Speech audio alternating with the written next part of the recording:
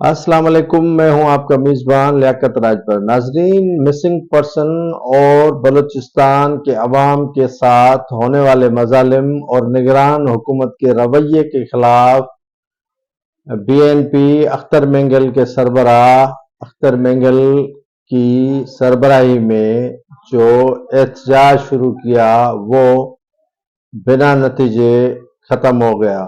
सरदार अख्तर मेंगल ने अपने इलाके से एहतजाजी तहरीक और लॉन्ग मार्च शुरू करके पार्लियामेंट के सामने एहतजाजी धरना दिया, एहतजाजी भूख हड़ताल की।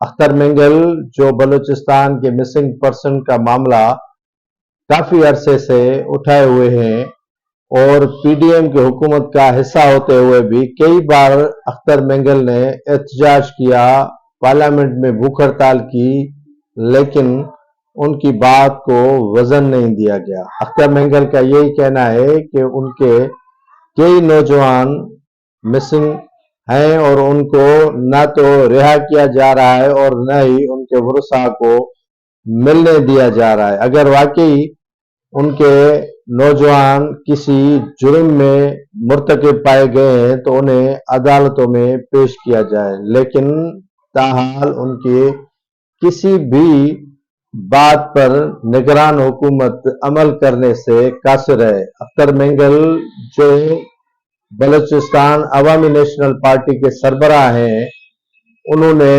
हुकूमत के खिलाफ एपीसी बुलाने का फैसला कर लिया है। अख्तर मेंगल को शुरू दिन से ये शिकायत है कि निगरान हुकूमत बलूचिस्तान उनके मुखालफिन को उकसा कर उनके खिलाफ पुरतशद्दुद कार्रवाइयां कर रही है।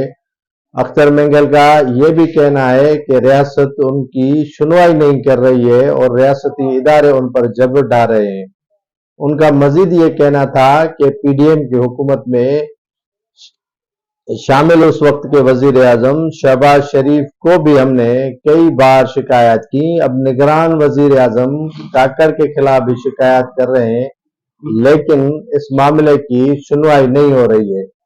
और दूसरी बात आपको नाज़रीन बताता चलूं कि सरदार अख्तर मेंगल जो साबिक सदर आसिफ अली जरदारी के कहने पर पीडीएम हुकूमत का हिस्सा बने थे, लेकिन उन्हें वो अहमियत नहीं दी गई जो बलूचिस्तान के दीगर जमातों के रहनुमाओं को दी जा रही थी। अख्तर मेंगल का यही कहना है कि निगरान बलूचिस्तान हुकूमत उनके मुखालफिन को वहां पर अकोमोडेट करके उनके खिलाफ कार्रवाइयां कर रही है और निगरान हुकूमत ने अब से ही उनके खिलाफ कार्रवाइयां करके आगे का प्लान बना लिया है हुकूमत बनाने का। अख्तर मेंगल का मुतालबा था कि जो मिसिंग पर्सन है बलूचिस्तान के उनको फौरी तौर पर बाजियाब कराया जाए, उनकी जो है रिहाई अमल में लाई जाए या उनको अदालतों में पेश किया जाए। दूसरा, उन्होंने ये भी बताया कि वो जल्द मुल्क में इस मामले पर एपीसी बुलाएंगे